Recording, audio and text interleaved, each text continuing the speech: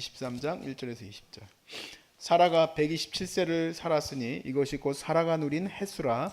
사라가 가나안 땅 헤브론 곧 기럇야스에서 죽음에 아브라함이 들어가서 사라를 위하여 슬퍼하며 애통하다가 그 시신 앞에서 일어나 나가서 해쪽 소국에게 말하여 이르되 나는 당신들 중에 나그네요 거류하는 자이니 당신들 중에서 내게 매장할 소유지를 주어 내가 나의 죽은 자를 내 앞에서 내어다가 장사하게 하시오.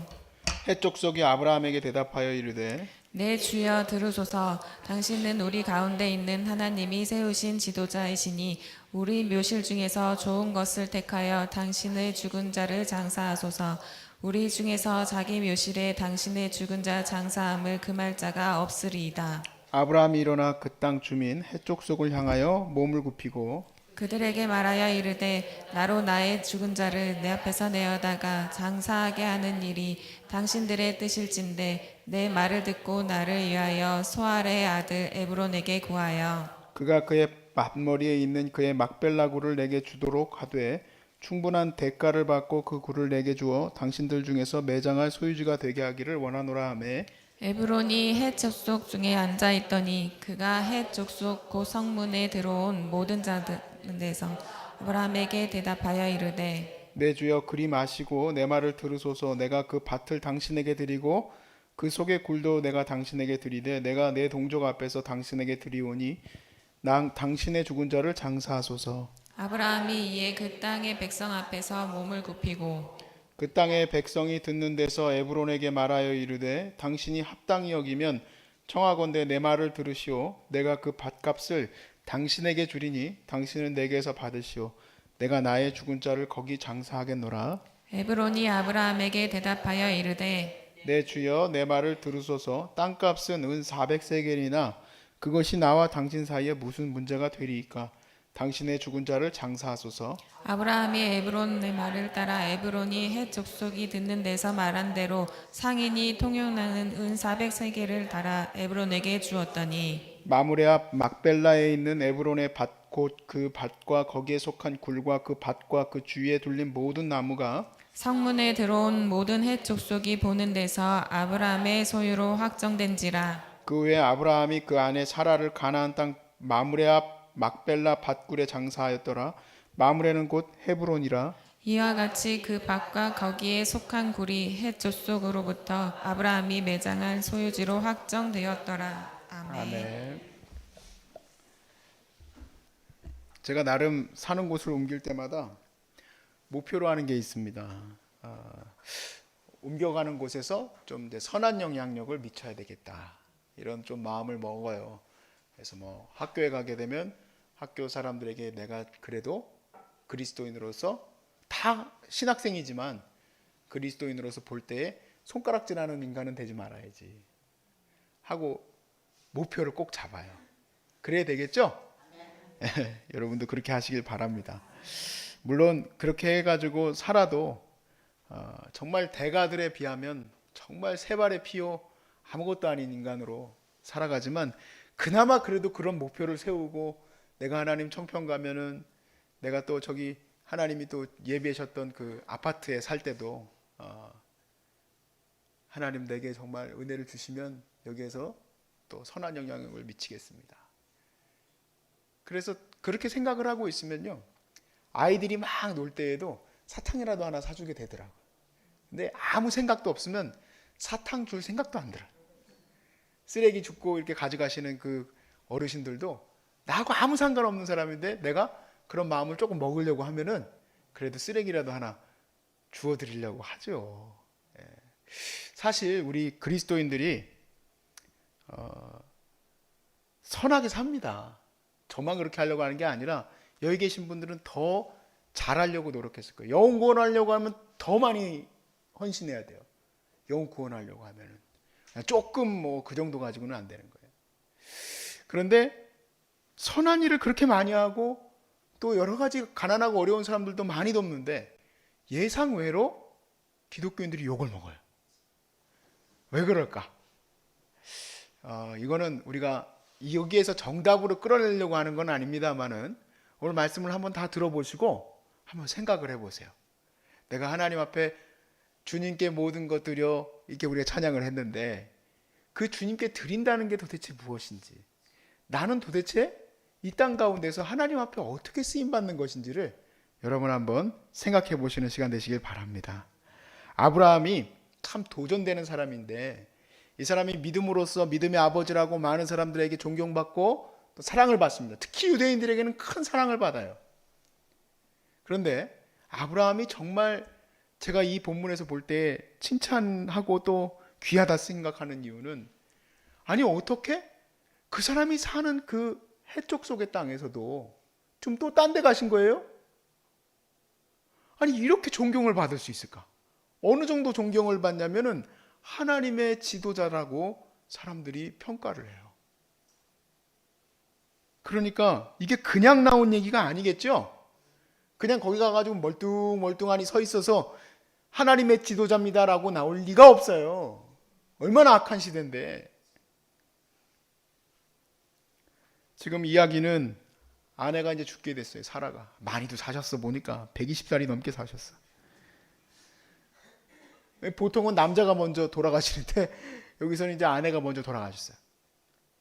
그리고 나서 이제 일어나는 일들이에요. 근데 그 일들이 굉장히 도전이 돼요.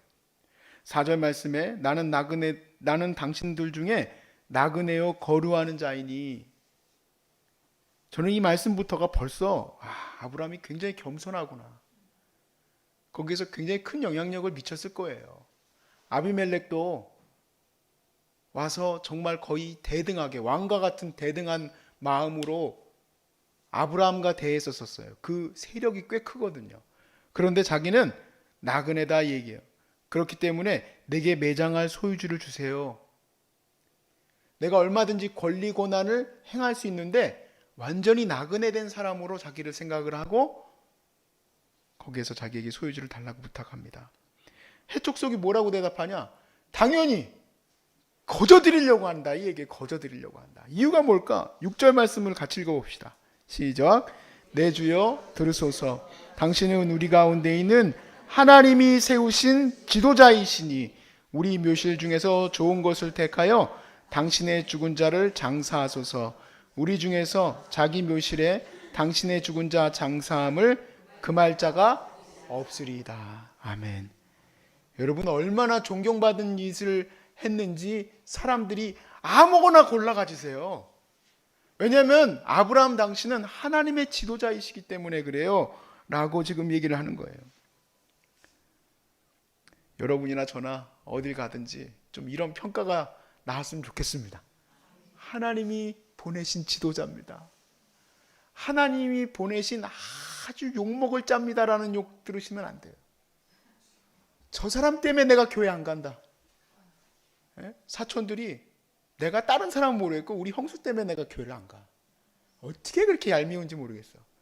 라고 얘기하면 문제가 심각한 거예요. 문제가 심각한 거예요. 그런데 다른 건 모르겠고 저 사람 때문에 하나님 살아계신 것을 내가 믿습니다. 라는 정도가 나와야 되겠죠.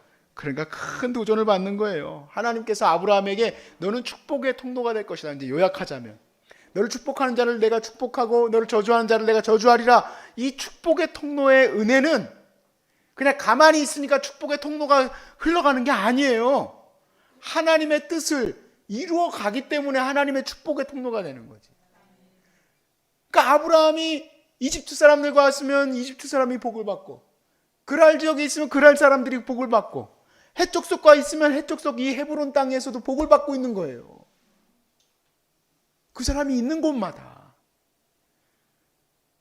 그러니까 저도 그런 마음을 가져보려고 노력을 좀 했어요. 물론 내 영향력이 그 정도는 안 되지만 아주 작은 아르바이트라도 할 때라도 우리 사장님이 청년 때도 그런 생각을 했어요.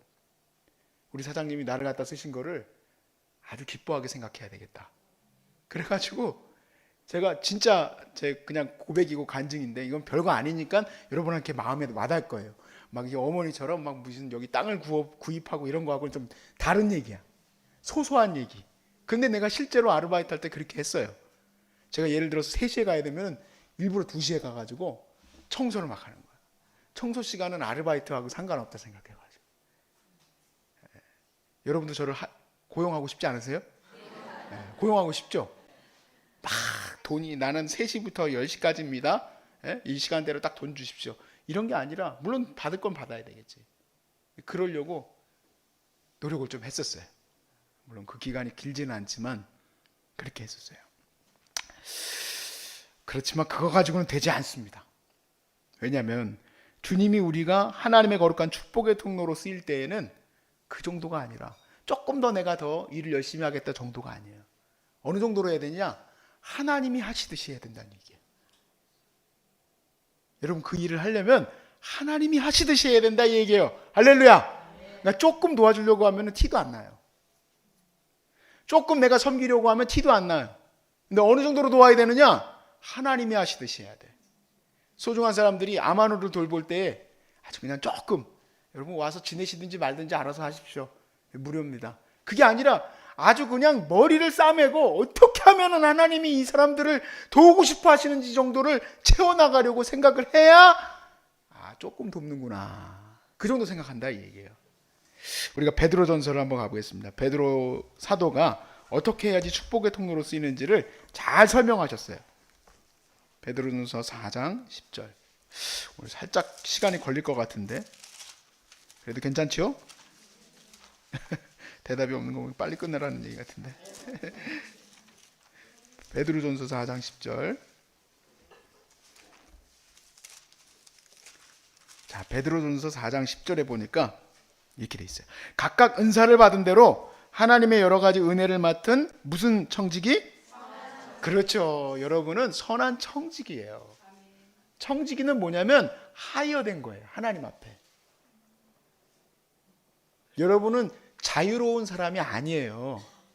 저도 마찬가지고 선한 청지기로 일을 해야 되는데 봉사하라. 11절 같이 읽읍시다. 시작. 만일 누가 말하려면 하나님의 말씀하는 것 같이 하고 누가 봉사하려면 하나님이 공급하시는 힘으로 하는 것 같이 하라.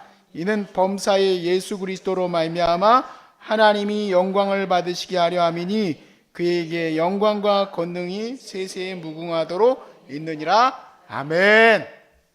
자, 우리가 섬기는 거는 청지기로서의 사명인데 이 청지기로서 사명은 하나님이 공급하시는 것으로 하는 거예요. 그러니까 이 일의 결과는 누가 영광받게 됩니까? 하나님이 영광받게 되는 거예요. 물론 저도 여러분들에게 존경의 말도 가끔 듣기도 하고 그렇지만 그거는 이 사역에서 제가 잘못하고 있는 거예요. 더 열심히 해야 된다는 얘기야. 이 정도 가지고 하면은 이성일 목사가 하는 줄 알아. 그러니까 더 하나님이 공급하시는 것처럼 해야 되겠다. 제가 오늘 말씀을 묵상하면서 그렇게 생각했어요. 왜냐하면 이걸 하고 나면은 사람들이 이건 사람이 한 게 아니구나. 하나님이 하신 일이구나. 여러분들이 여기에서 섬김을 받으면서 그런 느낌을 받아야 돼. 이거는 하나님이 공급하시는 거야. 하나님이. 여기서 있으면 그냥 하나님이 그냥 나를 갖다 얼마나 사랑하는지 몰라 하고 정도까지 해야 돼. 왜냐하면 그 일의 주인이 누구냐면 하나님이시기 때문에. 하나님이 영광 받으시는 거예요. 하나님이. 그러니까 우리의 섬김은 내가 영광 받는 게 아니에요. 하나님이 영광 받으시는 줄로 믿습니다. 그 맥락에서 베드로는 이 맥락을 베드로전서에서 쭉 얘기를 하거든요. 자, 이렇게 가면 너무 멀리 갔으니까 좀 가까이 가봅시다. 부부관계에서 아내가 남편에게 순종하는 것은 무엇을 위해서 순종하는 걸까요? 내가 영광 받으려고 하는 게 아닙니다. 하나님이 영광 받게 하시려고 아내는 남편에게 순종하는 거예요. 남편은 아내를 왜 사랑하는 걸까요? 주를 사랑하듯이. 이유는 하나님이 영광 받게 하시려고 하는 거다라고 베드로가 설명하는 거예요. 자, 이 맥락을 여러분 절대 잊으시면 안 돼요. 3장 1절에서 2절 말씀을 한번 보십시오. 베드로전서 3장 1절에서 2절. 자, 아내들아 이와 같이 자기 남편에게 순종하라. 이는 혹 말씀을 순종하는지 않는 자라도 말로 말미암지 않고 아내의 행실로 말미암아 구원을 받게 하려 함이니 너희의 두려워하며 정결한 행실을 봄이라 그랬습니다. 그러니까 내가 순종하고 섬기는 게 어느 정도여야 되는지 아시겠죠? 하나님의 공급하심에 그 감동이 있어야 된다는 얘기예요. 그런데 결혼하고 나서 그리스도인이라고 생각하고 결혼을 했더니 아주 악착같이 아내가 그냥 긁어요. 그냥 아주 치를 떨어. 그리스도인이라면. 그리고 자기 할 일은 다 해야 돼. 난 주일날 교회 무조건 갈 거야. 교회는 가. 교회는 매일같이 가. 근데 남편 밥은 한 번도 안 챙겨줘. 그거는 잘못되었습니다. 그리고 술 먹고 왔다고 이 마귀 새끼야 막 하면서 막 욕을 하고 내가 결혼을 잘못했다 막 그러면서 막 원망과 시비와 어려움으로 가득한다. 그러면 그 사람을 통해서는 절대 구원의 은혜가 있을 수가 없죠. 남편은 더 심해. 예수 믿는 남편이 외모에 끌려가지고 아내를 만났어. 그랬는데 맨날 나돌아다니고 맨날 성가대에 웬 여집사님하고 돌아다니고. 여러분 좋아요 안 좋아요? 여러분이 그 아내라면, 예수 안 믿는 아내라면 결혼한 거 후회하겠어요 안 하겠어요? 예수 믿는 거에 대해서 얼마나 낙담하겠습니까? 제가 이거는 극단적으로 얘기한 거지만 극단적인 게 아니기도 해요. 실제로 교회에서 원망의 소리를 듣는 제 얘기기도 해요.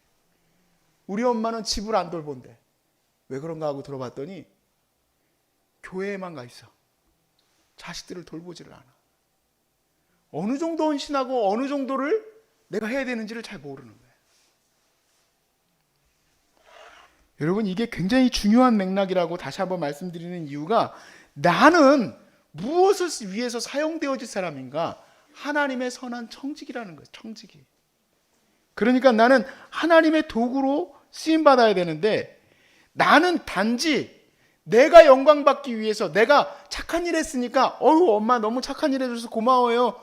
아유 안 해요. 당신이 정말 얼마나 이렇게 선한지 모르겠습니다 하고 내가 영광 받으려고 하는 게 아니에요. 하나님이 영광 받으시려고 쓰이는 거예요. 그러니까 선한 청지기는 이 병이 있으면 안 돼. 자, 저를 주목해 보세요. 따라합시다. 섭섭병. 섭섭병이 들어오면 안 돼요. 섭섭해. 엄청 섭섭해. 그러시면 안 돼요. 왜냐하면 이거는 다 하나님이 영광 받으시려고 하는 거니까.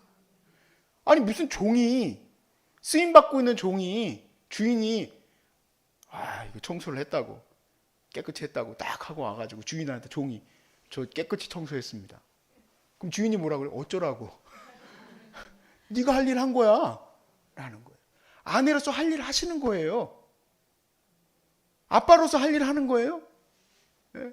목사로서 할 일 한 거예요. 권세로서 할 일 한 건데 맨날 섭섭해가지고 목사님이 안 찾아와서 이번 달부터는 이번 연도부터는 나는 봉사 안 하네. 목사님이 안 알아봐줘가지고 이번 달부터는 순장 안 하네. 얼마나 많이 들었던 얘기인지 몰라요. 도대체 왜 섬기는지를 알지 못하는 거예요. 여러분 더 나아가서 이제 더 세게 나가겠습니다. 물질과 건강도 다 여러분 것이 아니에요. 자, 이거는 이제 바울 사도의 얘기를 들어봅시다. 고린도후서 4장 15절 말씀이에요. 이거 오늘 내가 다 해야 돼. 세게 얘기할 부분들이에요. 4장 5절. 고린도후서 4장 5절 말씀부터 7절까지 말씀을 보세요. 자, 우리는 우리를 전파하는 것이 아니라 나를 전파하는 게 아니죠. 여러분 잘났다고 전파하는 거 아니죠. 그럼 누굴 전하는 겁니까? 오직 그리스도 예수 주 되신 것과 또 예수를 위하여 우리가 너희의 종된 것을 전파함이라. 어두운 데에 빛이 비치라 말씀하셨던 그 하나님께서 예수 그리스도의 얼굴에 있는 하나님의 영광을 아는 빛을 우리 마음에 비추셨느니라. 자, 7절 읽어봅시다. 우리가 이 보배를 질그릇에 가졌으니 이는 심히 큰 능력은 하나님께 있고 우리에게 있지 아니함을 알게 하려 함이라. 아멘. 여러분과 저는 더 낮아졌어요. 청지기에서 더 낮아졌어. 사도 바울은 질그릇이라고 얘기해요. 그릇 중에서도 제일 형편없는 그릇이 질그릇이야. 그러니까 나는 질그릇으로서 하나님의 거룩한 복음의 은혜가 나를 통해서 사람들에게 대접되어지는 거예요. 그런데 내가 질그릇이 아니라 금그릇으로 생각하고 착각하고 있는 사람들이 누구냐면 하나님이 주신 복의 은혜를 자기를 치장하는 데 쓰는 사람들이에요. 그러면 욕먹는 거예요. 그러면 교회가 욕먹는 이유다라고 나는 생각을 합니다. 멋진 승용차 타고 와가지고 우리 소중한 사람들 서울역 센터에도 쫙 빼있고 밥 다 퍼주는 사람들, 우리 노숙인들이 별로 은혜 못 받아요. 누구한테 은혜 받냐? 저희 어머니처럼 머리가 날아다니고 신발에서 걸어다닐 때 또꼬닥또꼬닥 소리 나고, 일부러 그런 게 아니에요. 그 이유가 있는데, 그 영광이 우리가 자칫하면 내가 가져갈 거예요. 자랑, 내 좋은 것들로 인해서 사람들이 하나님의 영광을 가리게 되는 일이 벌어집니다. 여러분이 혹시 좋은 것을 가졌어도 돕는 자리에서는 절대 그런 모습으로 가지 마세요. 여러분, 자랑할 만한 것들이 많아도 자랑하려고 하지 마세요. 왜냐하면 그걸로 인하여 하나님의 일하심이 내가 잘해서 가는 줄 알아요. 내가 잘해서 그러는 줄 알아요, 정말로. 이게 바로 주객이 전도되는 거예요, 주객이. 그런 일이 벌어지지 않도록 해야 돼. 자, 4장 15절 말씀을 같이 읽어봅시다. 시작. 이는 모든 것이 너희를 위함이니 많은 사람의 감사로 말미암아 은혜가 더하여 넘쳐서 하나님께 영광을 돌리게 하려 함이라. 자, 목표가 뭡니까? 최종 목표. 하나님께 영광을 돌리게 하는 게 최종 목표예요. 그러므로 바울은 그리스도의 가난하게 되심에 대해서 계속해서 설명하는 건데, 여러분 이 고린도후서는 쭉 그 맥락에서 읽어보세요. 다 설명을 드리고 싶어. 근데 바울이 이제 쭉 얘기를 하면서 그리스도가 가난하게 되심은 바로 뭐냐면, 그리스도가 하나님의 풍성한 은혜를 깨닫게 하려고 하시는 것이다. 너희를 부유하게 하시려고 하시는 것이다 라고 얘기를 해요. 그것도 맞는 말이에요. 예수님께서 왕이 돼가지고 왕으로서 딱 행차하면서 귀신 들린 자 나와라, 귀신 나가. 저분은 진짜, 근데 아무 흠모할 만한 것이 없는 이유가 뭐냐는 얘기예요. 예수님을 통해서 하나님의 공급하심이 100% 이루어지고 있음을 드러내고 있다 이 얘기예요. 자, 그런데 고린도후서 8장 9절 말씀을 보세요. 고린도후서 8장 9절 말씀에 이렇게 되어 있어요. 우리 주 예수 그리스도의 은혜를 너희가 알거니와 부요하신 이로써 너희를 위하여 가난하게 되심은 그의 가난으로 말미암아 너희를 부요하게 하려 하심이라. 그러니까 단순히 여러분이 말씀을 깨닫는 것으로 얘기하는 게 아니라, 사도 바울의 계속된 논리는 뭐냐면, 너희가 그렇게 해야 된다 이 얘기예요. 우리가 그렇게 해야 된다. 우리가 그렇게 나를 다 비워내지 않으면 절대로 저 사람들을 세워나갈 수 없다. 고린도후서 8장 14절 말씀에 이제 너희의 넉넉한 것으로 그들의 부족한 것을 보충한 후에 그들의 넉넉한 것으로 너희의 부족한 것을 보충하여 균등하게 하려 함이라. 기록된 것 같이 많이 거둔 자도 남지 아니하였고 적게 거둔 자도 모자라지 아니하였느니라. 사도 바울이 9장에서 이 원리를 잘 설명을 합니다. 드림에 대해서 9장 5절부터 11절까지 말씀 보세요. 같이 한번 읽어봅시다. 시작. 그러므로 내가 이 형제들로 먼저 너희에게 가서 너희가 전에 약속한 연보를 미리 준비하게 하도록 권면하는 것이 필요한 줄 생각하였느니 이렇게 준비하여야 참 연보답고 억지가 아니니라. 이것이 곧 적게 심는 자는 적게 거두고 많이 심는 자는 많이 거둔다 하는 말이로다.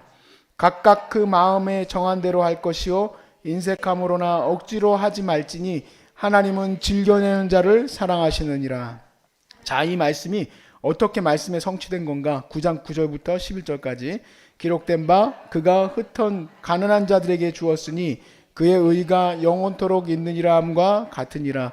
심는 자에게 씨와 먹을 양식을 주시는 이가 너희 심을 것을 주사 풍성하게 하시고 너의 의의 열매를 더하게 하시리니 너희가 모든 일에 넉넉하여 너그럽게 연보를 함은 그들이 우리로 말미암아 하나님께 감사하게 하는 것이라. 아멘. 하나님께서 우리에게 어려운 사람, 나그네 된 사람, 넉넉하지 못한 사람들이 많이 있음을 보여주셨어요. 그들을 흩어 나누어서 많은 사람들이 늘 있게 하셨어요. 이유가 뭐냐? 하나님의 영광이 그들에게 흘러가도록, 나를 통해서 흘러가야 돼. 이게 여기서 멈춰서면 안 되는 거예요. 멈춰서면 욕먹어요. 이상하게. 근데 이것이 흘러가면 하나님의 영광 받으세요. 아브라함이 어떻게 이런 얘기를 들었을지 이제 아시겠습니까? 아브라함이 햇사람들에게 이렇게 하나님의 지도자라는 칭찬과 함께 아이 무슨 말입니까?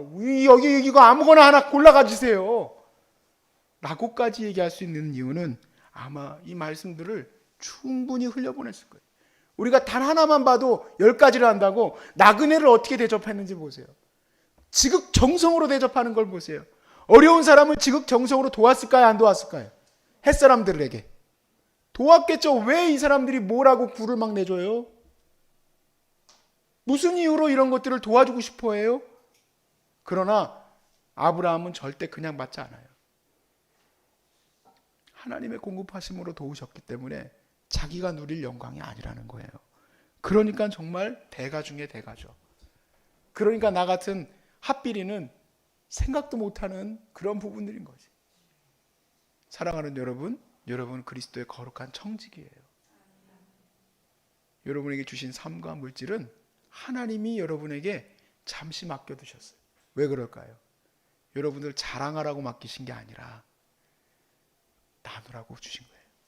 왜냐하면 그들에게서부터 하나님이 영광 받으셔야 되니까. 나에게 주신 지식, 학식, 또 나에게 주신 여러 가지 인품, 내게 주신 달란트, 은사 100% 쓸 수 있길 바라요. 그리고 나는 흔적도 없이 사라지길 바라요. 난 그렇게 되길 바라요. 나도 그렇게 되길 바라요. 나도 좀 그런 인생을 살았으면 좋겠어요. 그래서 내가 가고 나면 아무도 나를 기억하지 못할 때, 근데 하나님 나라에서 서로 인사할 때에 기쁨으로 만날 수 있기를 제가 조금이나마 바라는 게 제 비전이에요.